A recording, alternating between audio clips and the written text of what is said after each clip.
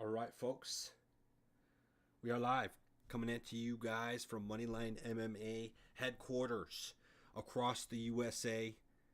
Neither Jose nor I live near each other, but we will be hanging out in a couple of weeks.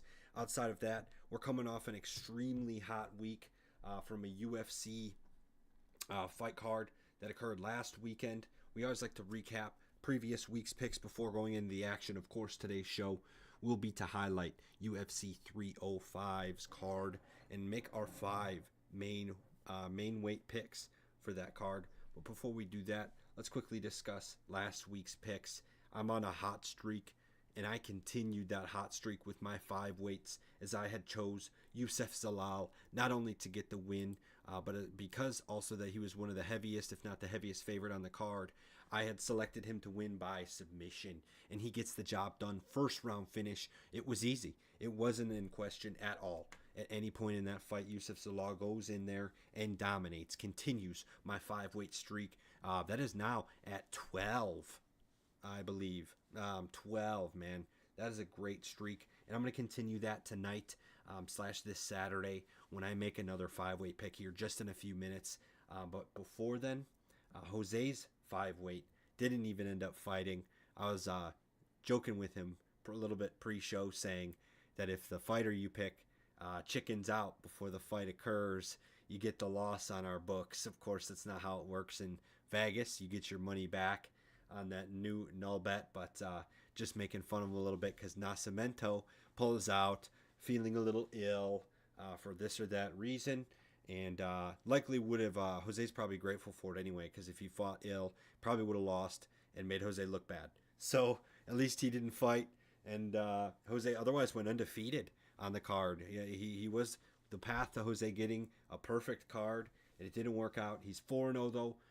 Chepe Sergey Spivak with the arm bar, with a basic arm bar, man. What's Tybura doing, man? I thought you had ability to wrestle. I thought you knew how to defend submissions, man. Apparently not. And Chris Gutierrez didn't look like he was going to fight. I'm pretty sure his opponent was a last-second replacement. Still wins. And then Danny Barlow. A couple of those guys, both Jose and I picked. Danny Barlow is specifically a guy that we both picked because he was my four-weight. And he kind of squeaked by that win. He got the win. But boy, I was looking for more, man. I got to say, Jose, after what I saw last Saturday, I'm kind of ready to fade him depending on who he fights next. I was unimpressed, man. For the guy that has multiple finishes by KO coming into this fight, and he does that, dude, gets a split decision, barely squeaks by it. I don't know, man. Plus, if I'm not mistaken, that was the fight where the other referee had 30-27 in the other guy's favor. That was like one of the most wild, ridiculous scenarios I had seen. How does two judges say one guy wins 29-28 and then one judge says the other guy wins 30-27? That is some of the most, like, were you guys not trained? Do you not watch the same? I don't know, man. That's embarrassing. It's real embarrassing for the professional level. There's always that one judge, I swear, is watching a different fight than the rest of the judges. And I didn't, like, if we knew who the name of this judge was, I'm pretty sure it's a name that we've probably heard multiple times before and not the first time, like, it going the other way or looking the other way where you're just questioning, like, what were they watching? What were they scoring, Man. during the fight? I have a tendency to compare it to baseball a little bit, which it really affects all sports with referees, but like baseball to me, because you get the behind the plate umpire, right? And it's umpire calling balls and strikes, and you're like, oh, how's this guy seeing a strike or seeing a ball, blah, blah.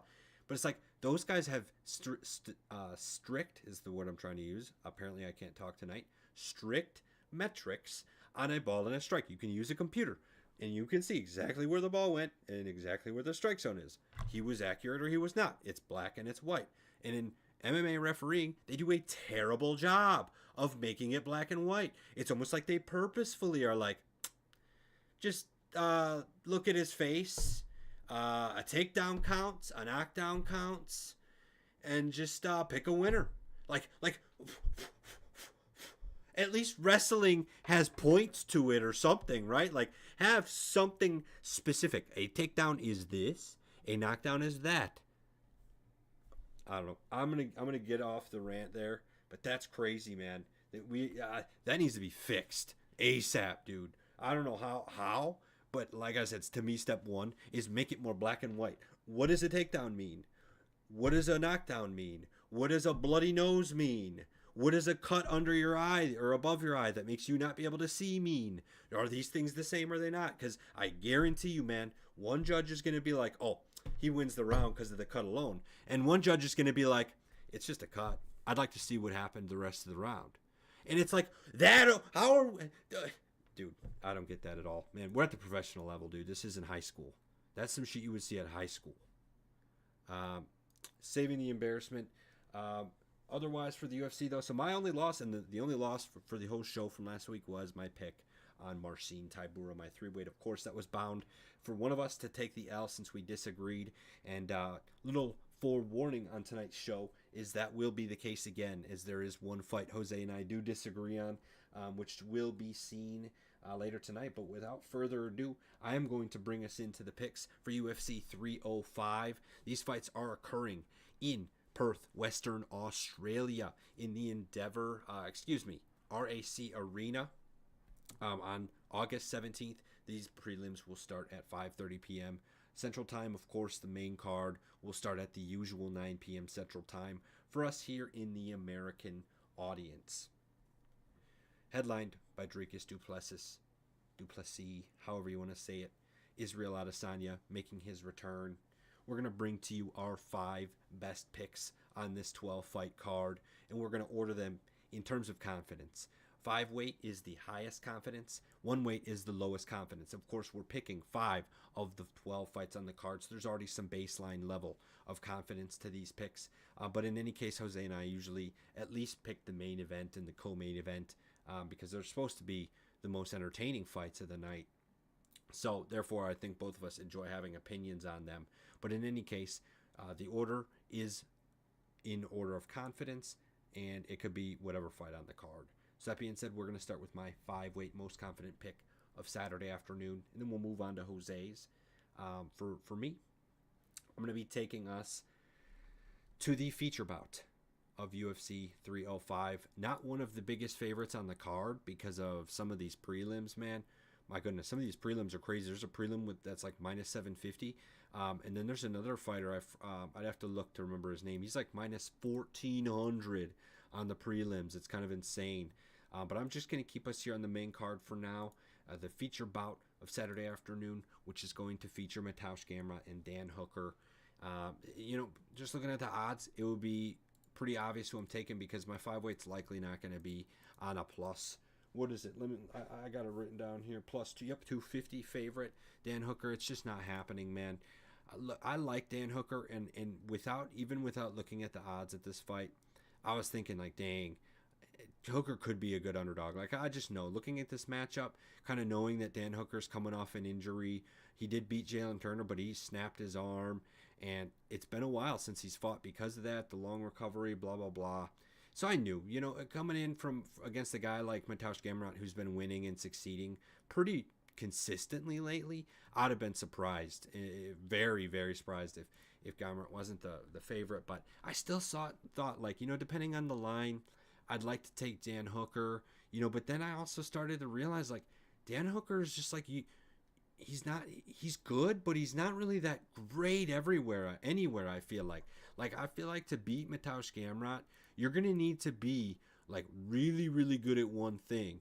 I mean, we see it like RDA. He wasn't able to do much to Gamrot. In fact, RDA is one of the few people that got taken down like 10 plus times by Gamrot, kept getting up, kept getting taken down, kept getting up, kept getting taken down. And Dan Hooker can get up really well too. So that's going to be his one path to victory for me here, is if he's able to get up and land a clip shot. But like, I don't know, man. I don't see a KO swing coming from Dan Hooker. I think, man, the more I think about this, it's just going to be Mateusz Gamrot's game. He's going to have better cardio, in my opinion. He's got more fights as of late, so I have to trust his cardio a lot more than a guy that hasn't fought in a year, and a little bit over a year at that.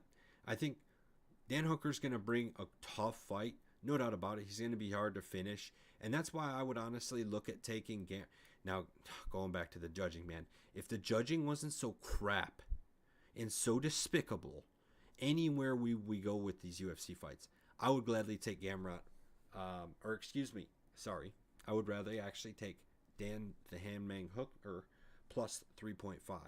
The reason is I think Dan Hooker has a great chance to win a round. I really do. I think his ability has been shown to be able to get up. He's got an 80% takedown defense. That's a lot of fighters to fight against. He's fought against Islam, some of the best. He has an 80% takedown defense. I don't think Gamrot's definitely going to land a takedown or two, right? But can Dan Hooker get up and land a big strike? Can Dan Hooker get himself one round? I think so, man. I really do. And if I had confidence that these clown judges weren't going to see that and go, yeah, but Gamrot took him down 3 times.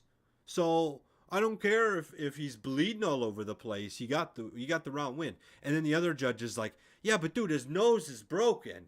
Obviously, Dan Hooker won the round. Like they're just it's not going to ever agree in those close situations. And because of that, I'm not willing to risk my money on a Hooker plus 3.5. I've got a lot of confidence Gamrot can get this job done through wrestling. Dan Hooker can get up as much as he wants. He's going to gas out. He's going to continue getting taken down. Gamrot will get the win, likely via decision. What do you think, Jose?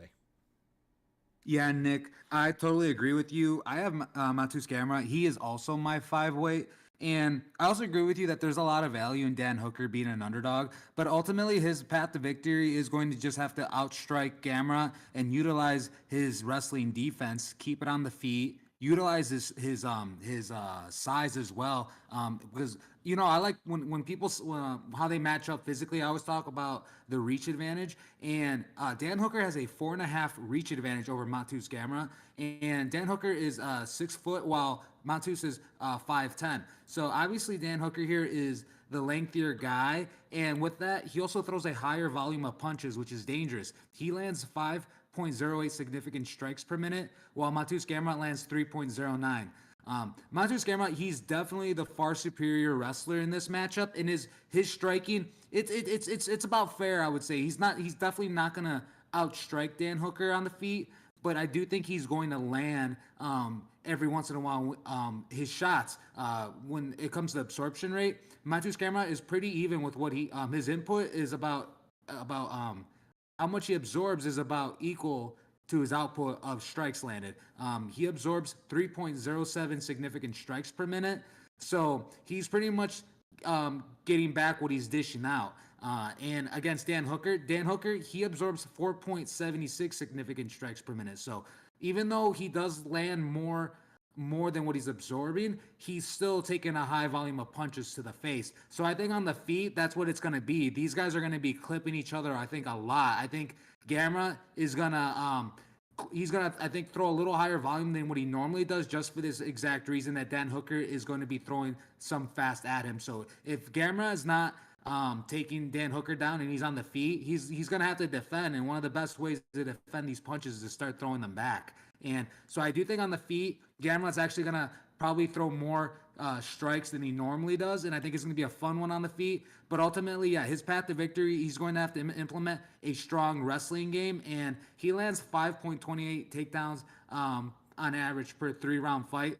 And obviously, I just don't think Dan Hooker going for a takedown on Gamrot I just don't think that's going to happen at all.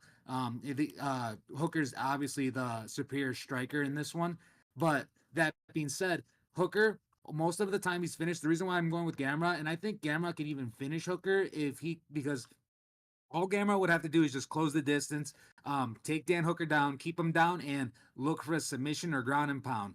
Because of all the losses that Dan Hooker has to Arnold Allen, Islam, Michael Chandler, and then also Dustin Poirier, like his 4 most recent losses, 3 out of the 4, what they did was they closed the distance and they pretty much took him down. Arnold Allen split, he blitzed Dan Hooker, which is something that Gamrot can do as well. Arnold Allen just blitzed him and started throwing a barrage of bullets at him, and Gamrot can take a similar path that way, and it has to be early on in the first round, or he can do implement some wrestling and look for the power punches, and he can honestly finish him similar to Michael Chandler did. Michael Chandler is an explosive fighter, closes the distance, look for the finish. Gamrot can do that.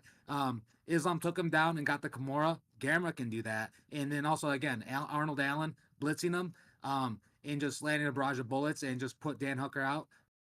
I believe Gamrot can do that as well. The only one, Dustin Poirier is the only one who went 5 rounds with Dan Hooker, and that's because Dustin Poirier, he himself is mostly a striker as well. He doesn't have the best takedown accuracy at all. He has a 36% takedown average.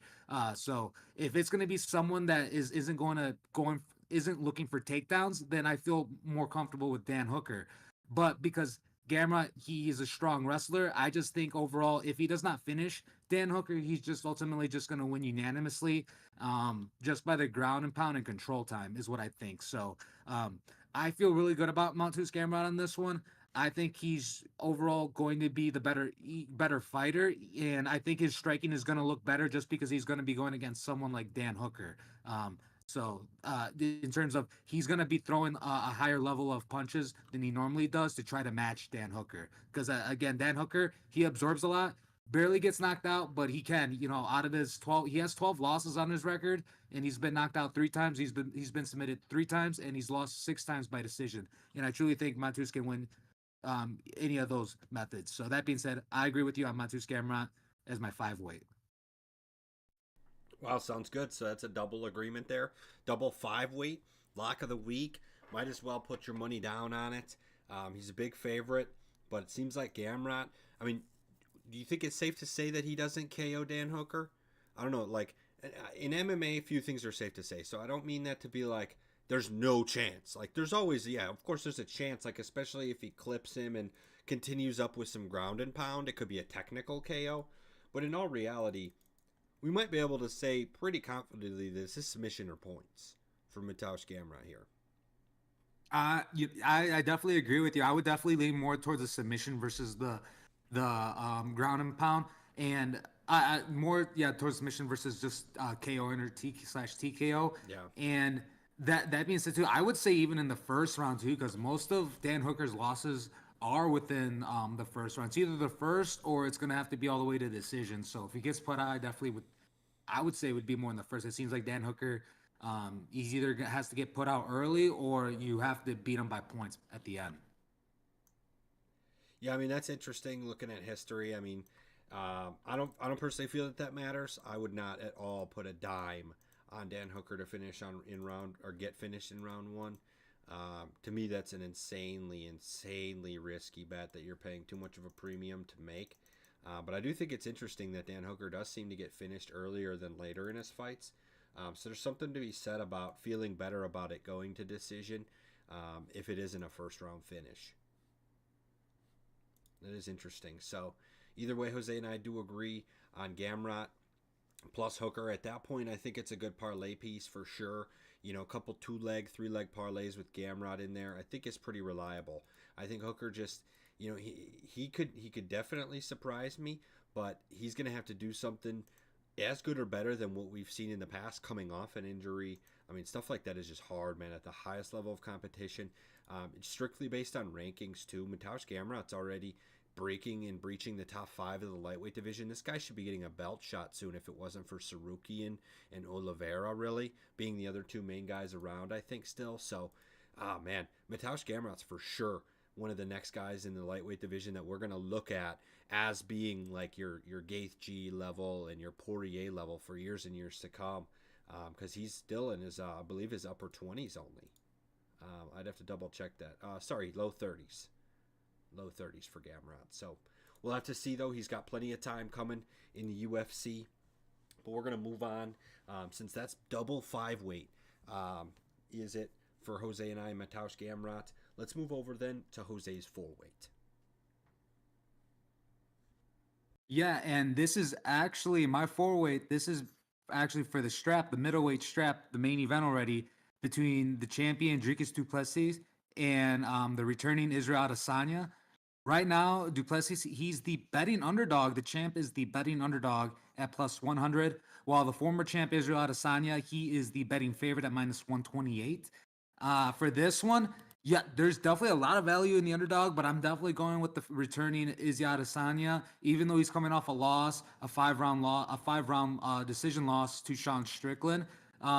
He took some time off, but really it's just been like not even a year. So I think it's just been the right amount of time just in between fights. Definitely Not surprised that he's gaining this title shot. There's definitely a background, backstory between these two.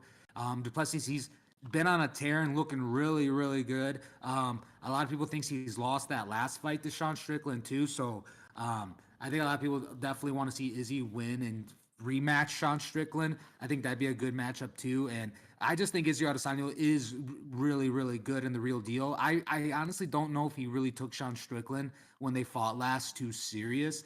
I don't know if he thought he was going to be more like a walk in the park, especially coming off knocking out Alex Pereira and Sean Strickland. Just like at that moment, like we really didn't know how effective his goofy boxing style was until we saw it in like we've seen it before, but like really how effective it is when we saw it against Israel Adesanya when you have one of the best strikers ever just getting outclassed by very little movement. It's just having a tight boxer stance, and it was really interesting to see. And Duplessis, he's a different type of fighter.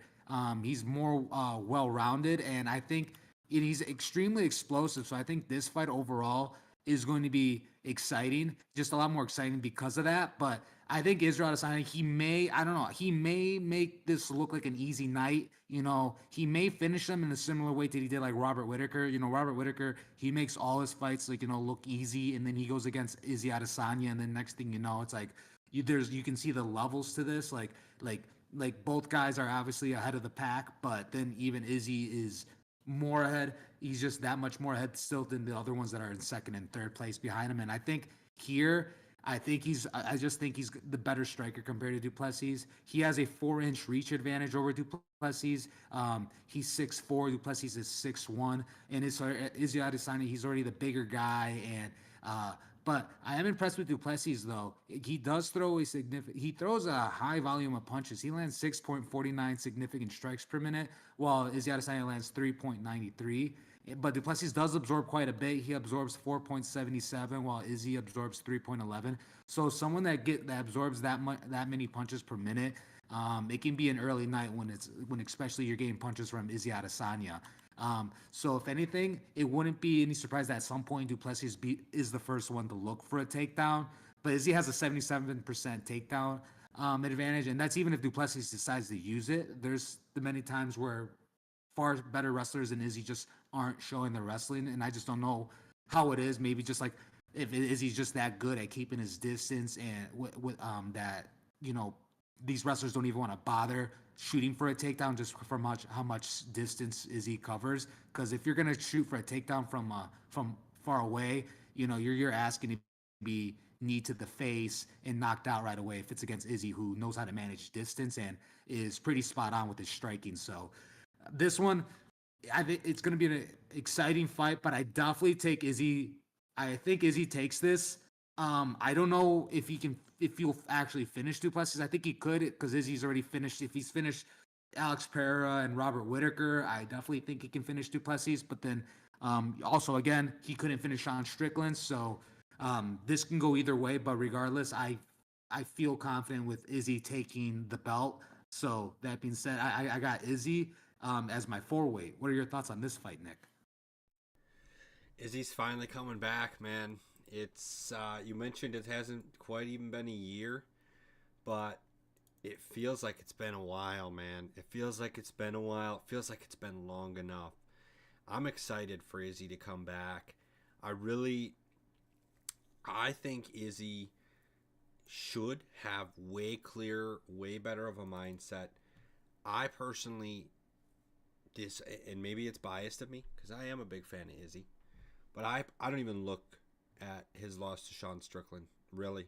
I mean, I just don't think Izzy was truly himself. I think Sean came in there and did exactly what he had to do in a spot where Izzy just wasn't ready for it. And it happens, right? Sean's one of the best that is on the planet right now. He almost, and arguably did, but getting taken down 6 times, I agree that Dricus won against Sean. To those who think Sean won, it was close. It was definitely close, but I agree that Dricus won.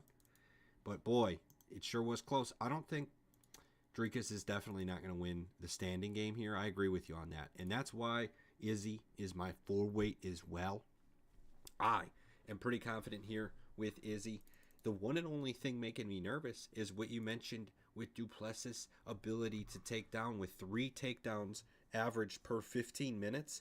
You would think the statistics alone say that he is going to get Izzy down 3 times. Of course, you consider Izzy's takedown defense. We'll give him the benefit of the doubt, says he only lands 1. But does that give him a round? I mean, in a fight this close, getting that takedown might give you a round, and that's somewhat concerning if this goes to decision, man. I will say, because you can only spare 2 in a fight that goes to decision for championship rounds. And there's also that notion, and I don't know how well it's pushed onto the judges at all, but there's that notion that you're supposed to come in and you're supposed to win the belt, right? You're supposed to come in and do something flashy enough to win the belt. And sometimes it doesn't happen. Sometimes the fight for the belt is like extremely boring and horrible. And it's like neither of these guys deserve it. In which Dana White comes in here and says neither of you get the belt, like he did to Magomed Ankalaev and Jan Blachowicz or whoever that was that one time at light heavyweight.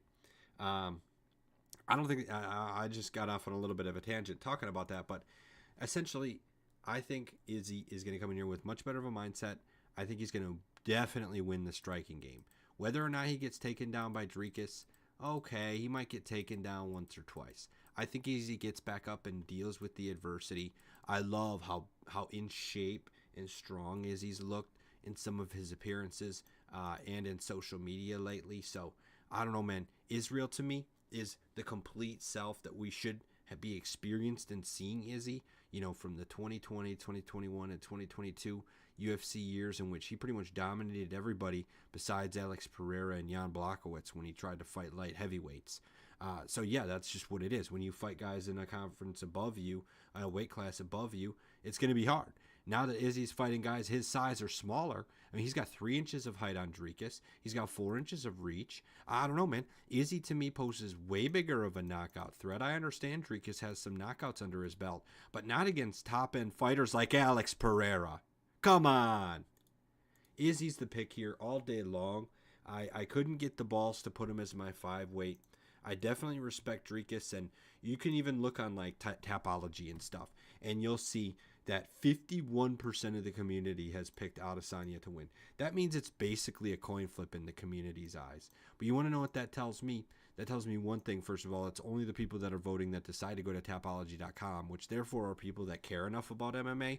Most people that watch the sport are just kind of layman's fans, and they don't even know what a statistic is or anything like that. They just turn the fight on Saturday night at the main event and then turn it off afterwards. So there is something to be said about that. But in any case, with Izzy being the minus 128 dog, that doesn't equal a coin flip on the books. That's a weighted coin flip. I don't know, man. So that tells me that money's coming in on Izzy, and I like it. I like that the betting audience with money is siding with me on Izzy on this. I think Izzy comes back. Great mindset. Dude, he's going to win. This is going to be a KO. Of course it's a KO or points. This is an easy double chance bet. Izzy KO or points, and move on with it. Yeah, I 100% agree with you on that. Like, yeah, not much more to say. I think Israel overall is just definitely the overall better fighter. And no, I guess not much more to say. I think we nailed it on the head. Yeah. Also, both our 4 weights. That's it, man. That's the main event. And I think, yeah, like you said, man, it's just one of those things. We don't even need to keep harping on it. It's going to be Izzy. And we'll be coming back here on Monday to discuss the next week's fights. Happy that we got some money off Izzy. Hopefully knocking out Dricus, but we'll see. That being said, we'll move on to my 3-weight of Saturday afternoon. I'm going to keep us on the main card for this 3-weight pick. And I'm going to take a look at Kai Kara France versus Steve Erceg. This is the co-main event. Of course, Steve Erceg coming off of a title challenge against Pantoja. Kai Kara France, a former title challenger himself, but in that case, he had only it was against Brandon Moreno before the belt was won by Pantoja against Moreno, and they did the rematch, this and that. That being said, Kai Kara France did not become a title holder. He lost his fight against Moreno and then also lost to Amir Albazi after that, and is now looking to get back on track. With that last fight was actually a main event for a fight night, so this is only a 3-round fight. The first 3-round fight that he'll have had since 2022, actually. Granted, his fight against Brandon Moreno finished in the third round. It was still a championship fight. Then we got, of course, Steve Erceg, coming off that one loss I briefly mentioned, and otherwise 3 straight wins in the UFC. So he's totaling 3-1 in the UFC. I'm picking him for my 3-weight here. I like Steve Erceg's size. I think his 4-inch, that's a 4-inch height advantage, and their arms are actually about the same length. I love the size that Steve Erceg poses against Kai Kara-France. I think Kai's going to have to be very careful about when he steps in against his chances, and the advantage that holds is that, in my opinion, Steve Erceg is going to be able to learn the timing easily of Kai Kara-France, and with that, Steve Erceg might be able to land some takedowns, and with that, Kai Kara-France will certainly lose the fight. Kai Kara-France's big-time weakness is getting wrestled. He hasn't won a fight really against anyone that can wrestle him. I guess Askar Askarov took him down twice and he still got the decision win. But in most other cases, he's getting taken down and he's losing the fight. I would definitely see that being the case here against Erceg. For me, Kai Kara-France's only path to victory here is a KO. Otherwise, Erceg's going to pick his shots, win standing up, or get the takedown if he feels like he's in danger. So give me Steve Erceg as my 3-weight here. Yeah, Jose, Nick, what do you think? for this one, Nick, yeah, I see what you're saying with Steve Erceg. I'm gonna have to disagree on this one though. I am going with Kai Kara-France. He is my 1-weight, so he is my least confident pick because Steve Erceg is a legitimate threat, and I without a doubt this one is almost a coin flip to me. I'm going with Kai Kara-France just because I've personally just seen him more and seen what he delivers. I have obviously watched Steve Erceg, but he hasn't really come much up on my radar until that Matt Schnell knockout. And even then, like him knocking out Matt Schnell didn't really say much to me as of yet. And out of his 12 wins, he's a legitimate threat, yeah, for submissions. Kai Kara-France, out of his 11 losses, he's only been submitted 3 times. I'm not too worried about Erceg submitting Kai Kara-France at all. If anything, a possible TKO/KO or just losing by points is what fears me the most, given the reach advantage Steve Erceg has and the high volume of punches he throws. But like you said, both him and Kai Kara-France have a similar reach advantage. It's just Steve Erceg is just taller. Just Kai Kara-France being 5'4" and Steve Erceg being 5'8" is but basically same reach advantage to me. Does make me feel better. And when it comes to striking output, they're both about the same. They both are lingering at 4.5 significant strikes per minute. But Kai Kara-France does absorb less, about an entire punch less than Steve Erceg per minute. Kai Kara-France absorbs 3.24 significant strikes per minute, while Steve Erceg absorbs 4.2.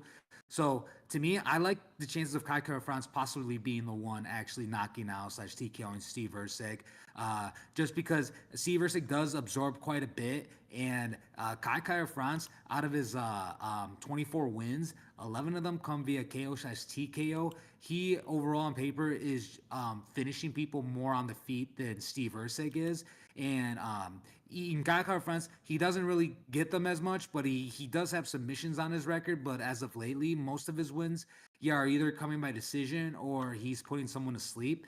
And in this one, I just, he's my least confident pick. But the way I view it is that if he's going to win this, I do see him winning this either by decision or putting Steve Erceg out.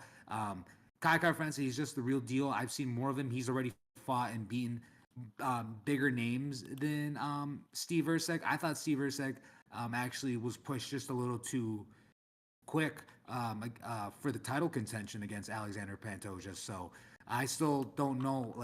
If he beats Kai Kara-France, then I definitely think he deserves to be hanging out with the top 3 guys.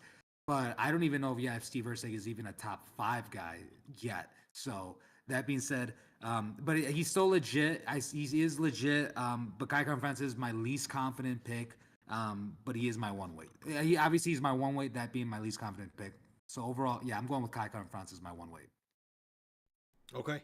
Yeah, so we'll disagree on that one, and I think it kind of comes down to a fundamental disagreement on Erceg's side, because I totally agree with you on Kai Kara-France and the fact that his best chance of winning this fight is getting a KO, and that's very live. I think Kai Kara-France has power, and he's shown that he's got ability to get KOs.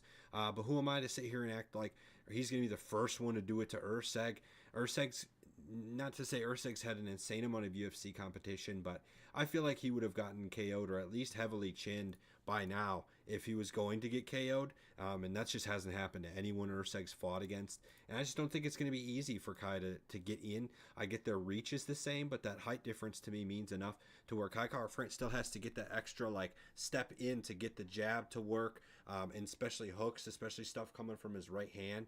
And I just really think with enough timing and reading, Steve Urseg's gonna be able to predict stuff like that coming from outfield, man. Get out of here and counter the absolute living hell out of him. And look, I'd love to be betting on Kai Kara-France here, especially as an underdog, man.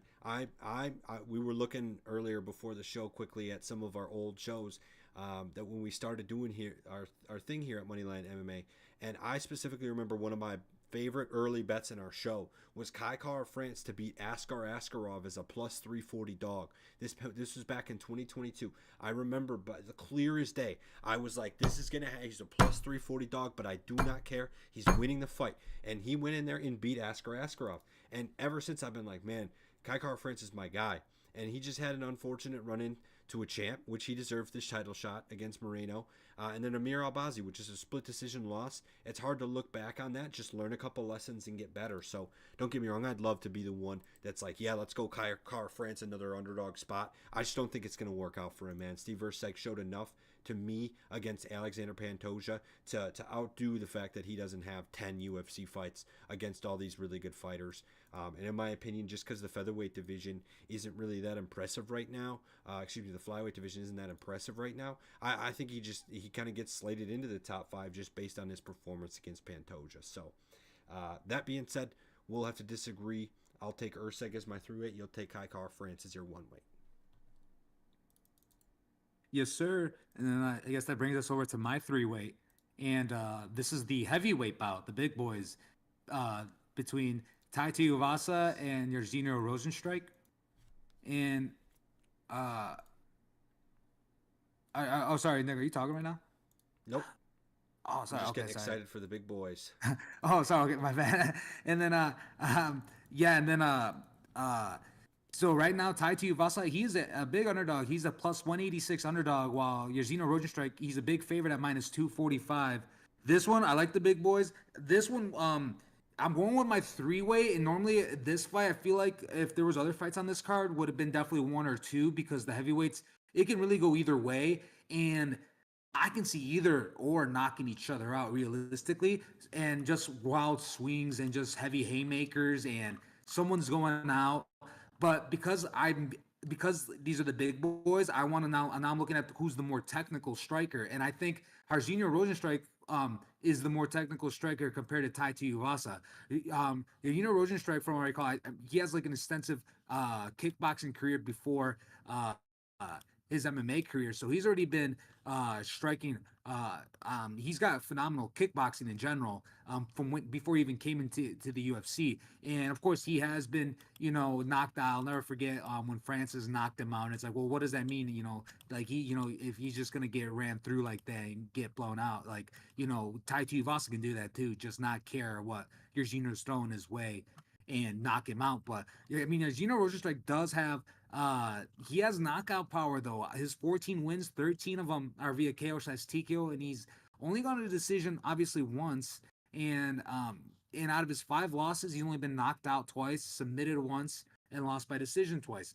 So Tai Tuivasa, same thing. Out of his 14 wins, 13 of them come via KO/TKO, so that makes it really fun. But in this case, Tai Tuivasa is also on a 4-fight losing streak, and he's been getting finished himself. He's all of those fights, even the Cyril Gane one, even though he went far into the 3rd round, still got finished. And Jairzinho Rozenstruik has shown that he can finish people late. Even in a 5-round fight, he can finish them late into it. When he put out Alistair Overeem in the 5th round. So that being said, I think no question, either can knock each other out. So now I want to go with the more technical fighter, who I think is Jairzinho Rozenstruik. Yarzino Rosenstrike, both of these guys stand at 6'2", but Yarzino Rosenstrike has a 3-inch reach advantage. So that being said, him having a 3-inch reach advantage and being the better striker, I think he's going to be the one to put out Tai Tuivasa in this matchup. And then when it comes to the grappling and takedown, I don't even think both of these guys will care much to wrestle. I think both guys are gonna want to stand on their feet and throw haymakers. So that being said, if they're gonna dance like that, I would prefer to go with Yarzino Rosenstrike on that one. Nick, what are your thoughts on this fight? So this will be another disagreement. We're spoiling the fans with two disagreements here on this card. 2 for 2, 2 for 4, I guess, on disagreements so far through the show. I'm taking Tai Tuivasa here, man. He's going to be my two-weight, so slightly less confident. But, man, Tai Tuivasa, I think I agree. I see what you're saying in that he's got a few losses, and it's reminiscent of Tony Ferguson. Ooh. Yeah, well, guess what? Nobody's as bad as Tony Ferguson, and Tai Tuivasa's still been fighting. Like, are you kidding me? Cyril Gane, Sergey Pavlovich, Alexander Volkov. All three of those guys are like, oh, yeah, this is top 5 heavyweights. And, yeah, exactly. Okay, so the Marcin Tybura fight doesn't look as good now that he lost last Saturday. Okay, but Tybura is still a very, very respectable heavyweight, and he got choked out. You mentioned that these guys aren't going to wrestle. Well, yeah, of course. Neither of them have ever attempted a takedown. Of course they're going to stand. What do we mean? This is Tai Tuivasa and Jars. What do we mean? They're not even going to look at each other's feet, dude. They're going to stand there and swing until one of them falls or until the bell rings. It's really that simple. And I totally get what you mean. In that case, take the guy with more technical ability. I can't speak too much on who has more technical, but it's probably Jairzinho just based on some of the striking differential numbers that you were mentioning. But again, I think Ty's got some more urgency than ever coming into this fight. He knows he's lost 4 fights in a row. And guess what? This is pretty much a home fight for him, right? He's going to have the entire crowd behind him.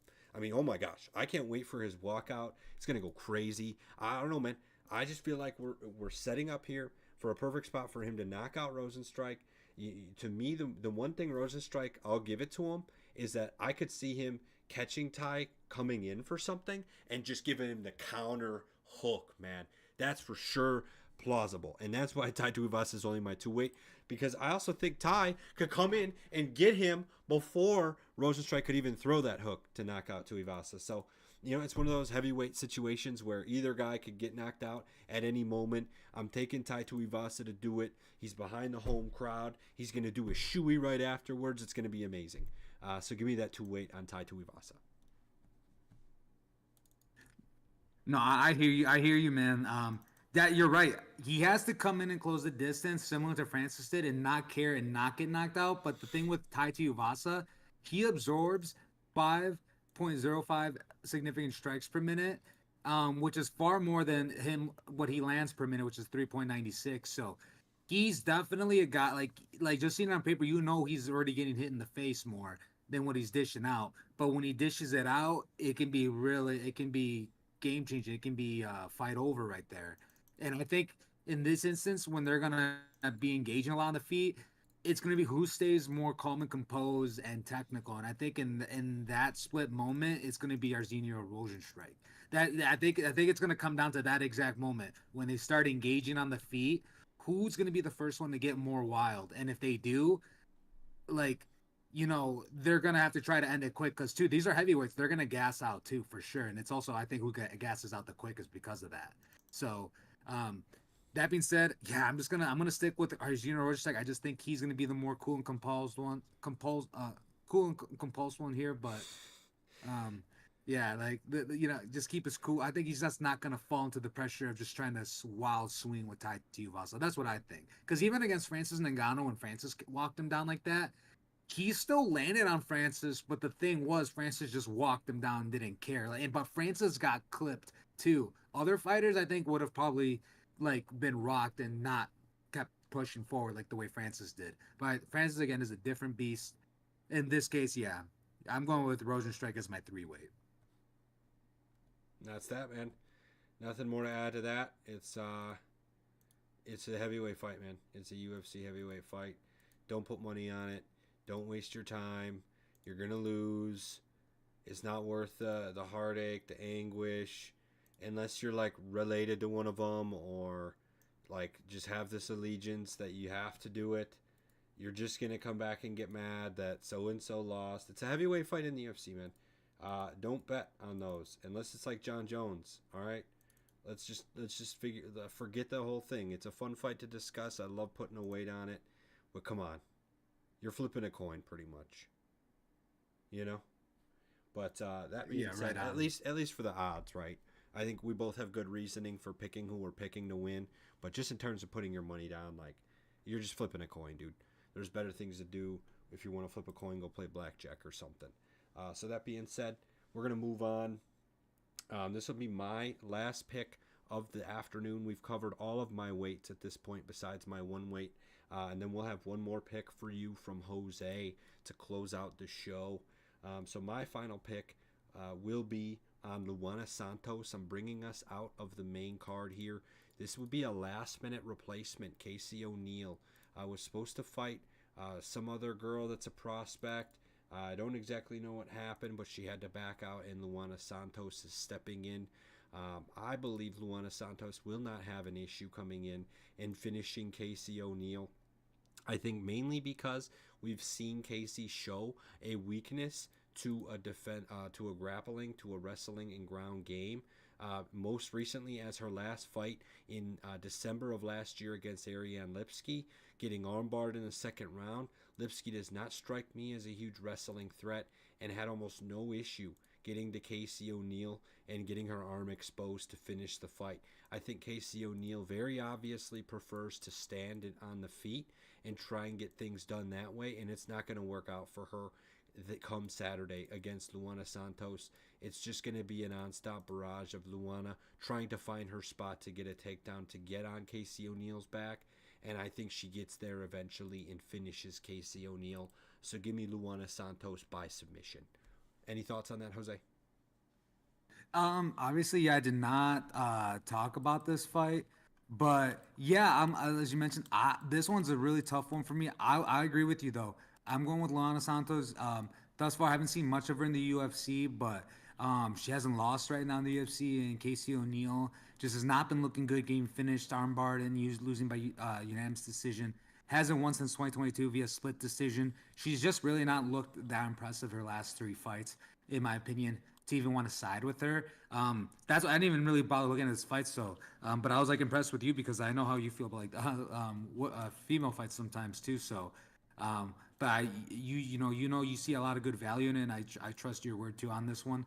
That if you're gonna make a pick, it should be Luana Santos on this one. And I actually do Okay. think that Luana Santos will get this, possibly even by submission as well herself. Um, but that being said, yeah, no pick on it. But if I decided with one, I agree with you on Luana Santos.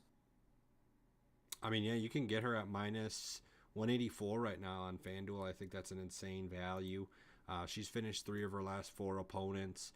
Two of them were submission. One of them was by punches KO against Juliana Miller. One of those submissions was in LFA, her last fight in LFA with the guillotine choke. I think she just comes in here and she just continues displaying that urgency to finish fights.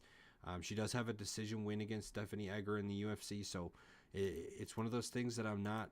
I'm a little nervous to bet the Luana Santos by, like, I don't know, man. With the betting abilities nowadays to go double chance, it's a rarity for me to not take double chance and go Santos by sub or points.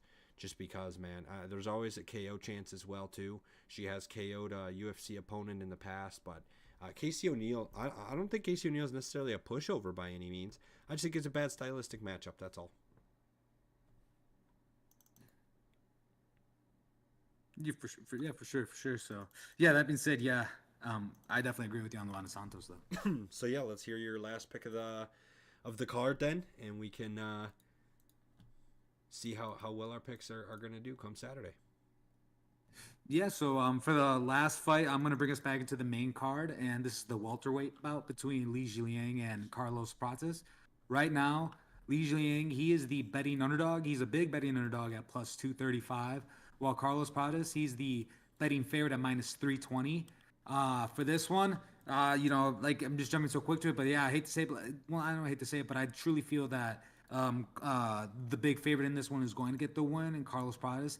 Reason is he's just been looking really good. And compared to Li Jiliang, he's the bigger guy. He's 6'1". Li Jiliang is 6 foot exact. But Carlos Paz, he has a 7.5 reach advantage. I'm sorry, he has a 6.5 reach advantage over Li Jiliang. And I think that's going to play huge in this matchup. Both guys throw high volume of punches. Li Jiliang lands 4.46. Carlos Pradas lands 4.09. Carlos does absorb quite a bit in 5.23. Li Jiliang 3.84. So in this one on the feet, I think it won't look. I think Carlos Price is just going to still look better overall, just from his reach advantage alone. I think someone with like that type of size is just going to in striking, good striking. I think he's a well striker. So with this type of striking and that size, I just do not see how he does not just rack up easy points on the feet for a unanimous decision. And Zhiliang, he's getting older. He's 36, and he hasn't fought since 2022. He's never been knocked out. But against Carlos Paz, Carlos out of his 19 wins, he has 14 via KO/TKO. There could be a chance that this could be Zhiliang's first time getting KO'd. I don't know, but I obviously no, I don't. I'm not gonna say right away like I truly feel that confident about it, but it could be a possibility. So if you feel confident about it, that's something I'd look into. But overall, getting the decision win, I think will go to Carlos Pradas. He's not as experienced in the UFC as Zhiliang, but he's already got some good competition. He's beaten Trevin Giles, and Trevin Giles, he's got some good, phenomenal experience at both welterweight and middleweight. He's fought Gerald Mearshart and the current champ Dricus du Plessis, and he's racked. He's in the UFC. He's been win loss. Has a nice win over Roman Dolidze.